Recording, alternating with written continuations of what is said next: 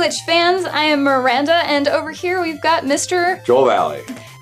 For this segment, we are hosting, of course, reviewing these amazing video games. We've got the good, the bad, the glitchy, and some things in between. We help delineate the good from the bad so that you don't have to spend your hard-earned money on the bad stuff. Delineate. Delineate. I like that. That's right. That's your word for the day, Word for folks. the day, kids.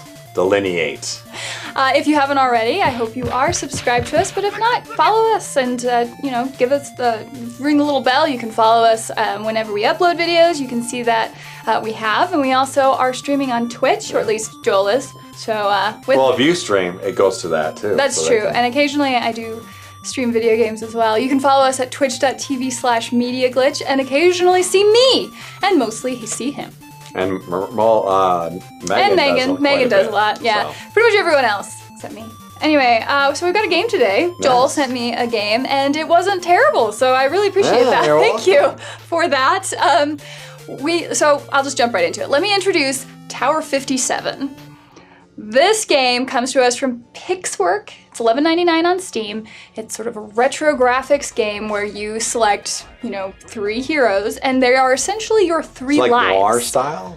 Like they look kind of. It reminded me of a lot of the graphics from Nidhogg. Mm-hmm. Like there's this overworld that you kind of go back and forth in, but it's a very linear story. You play these somewhat humanoid characters who, not so dissimilar to Guts now that I think about it, because you run around trying to sort of solve a mystery, and there's a lot of secret rooms. The dungeons are actually a lot of fun to explore in this.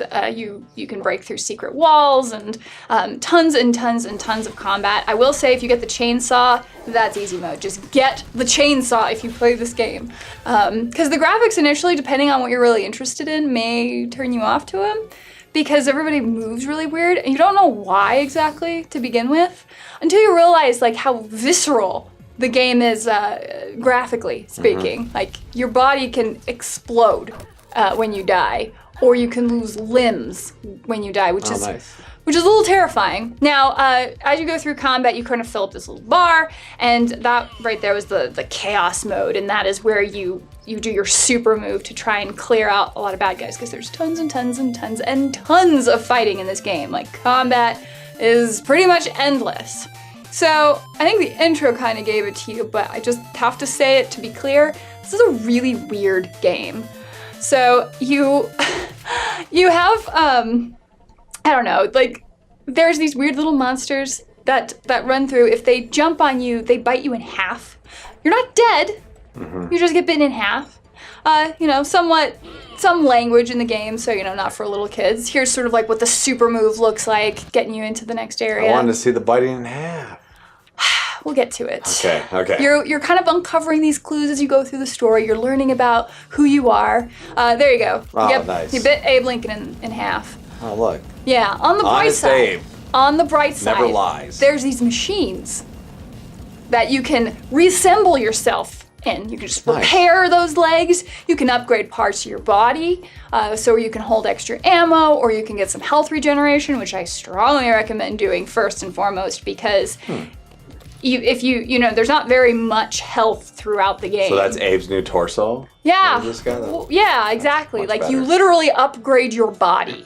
Now, if you do happen to lose a fellow, you can collect these spheres if you can find them and take them to this gypsy woman to reanimate them. It's weird. You jump into closets to switch out characters because it's not any sort of hot swap or anything like that. The game has a bunch of weird little side games. If you're in the city, you can go into this bar, you can place bets. This is all gambling, actually. So you can get darts. I totally lost all my money on the slots. I don't know. As you do in real life. Just like real life, exactly. Yes. It's highly realistic. There's this other sub-game where you can hack things depending on the tool you have. I was terrible at it. Consistently very terrible at it. But it's a way of getting through doors so that you can, get into secret hidden rooms and stuff. You have to be careful. There's a lot of ammo management when it comes to the special tools. You're actually using a separate tool that's on your right arm to use the hacking thing. And if somebody bites off your right arm, you can't use it anymore because you just don't have the ability to hold it. It's just so. So it is like Guts, kind of. Kind of like Another in a linear storytelling adventure. It's sort of like Blade Runner-y too, in that It weird reminds me future. of Shadowrun. Yeah. For the Sega Genesis and what's it? Zombies Ain't My Neighbors. Right? SNES type. It just has that really like, I don't know, like old 90s MTV level graphics, like weird Ren and Stimpy, everything's dirty. But the game itself was really charming. I did not realize, but I had sunk over like 10 hours into just playing this game, and it's hard. Like, it is not an easy game. I just played it on normal level because I wasn't gonna be easy mode, but I don't usually like go difficult. And this game has lots of action, tons and tons and tons of action. Once you go into each level, like, you can have some dialogue, I guess, with the bad guy, and there's some like choose your own adventure things. I of course chose like the worst possible outcome because that was me. But it's really easy to die.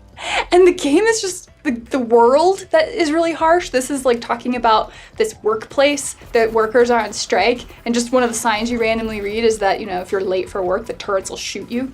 Oh wow. Yeah, it's crazy. This stuff just drove me nuts. It reminded me of the game Dinos for Hire, where there's just things coming at you everywhere, tons of shooting to dodge while you're fighting, while you're trying to like defeat the boss, where everything's shooting at you, so you've got to really, really coordinate your action. So there's bosses. There are several bosses, yeah. And they kind of just happen up. So like you don't really know they're coming. Right. And I would say, I don't know, I probably fought 5-6 bosses to the end of the game, and there might be a final one. Everybody in the game's a jerk. So those were just employees that were coming at you with like big old like limb cutters because they were literally telling me to take your stuff. I got really mad at this point because this game has very few save points, and my character got stuck on a little piece of terrain. Man. And that happened a few times during the game.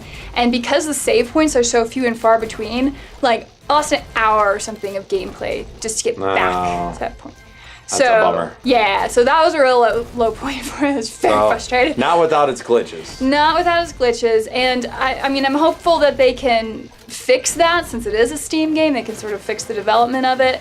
It's got a lot of charm going for it. You know, it has that retro feel. It has that, you know, kind of hardcore gamer feel. Like you can really, it takes some skill to get through. Right. There's a lot of bad guys to manage, and it's really easy to just die. And when that happens, you know, they tell you your mission has failed and better luck next time. Hope your save point wasn't too far away. Right. So it's a charming game. I actually really enjoyed it. I enjoyed it more than I thought I would because the world was just so weird. And then you kind of uncover some things about the types of characters you are, and you know, there's always conspiracy going on. And so it was charming because it was obviously a very tongue-in-cheek kind of story in the way they tell it. So I enjoyed it again. And it was very difficult though. Like, it's not a friendly game, and I wouldn't say it's like one for little kids. No. Like the 10 to 12-year-olds will love it though. Okay. Yeah, so that's my review for it. I hope you enjoyed it. If you've played the game, definitely let me know in the comments and which aspects of the game you liked. Some of my favorite was just the wide variety of weapons you could have. But that's it. Any other thoughts on that? No? All right. Not for me. Looks good. It looks like my kind of game. So. It does. I did think of you when I played it. So anyway, thank you all for watching. See you next time. Bye-bye.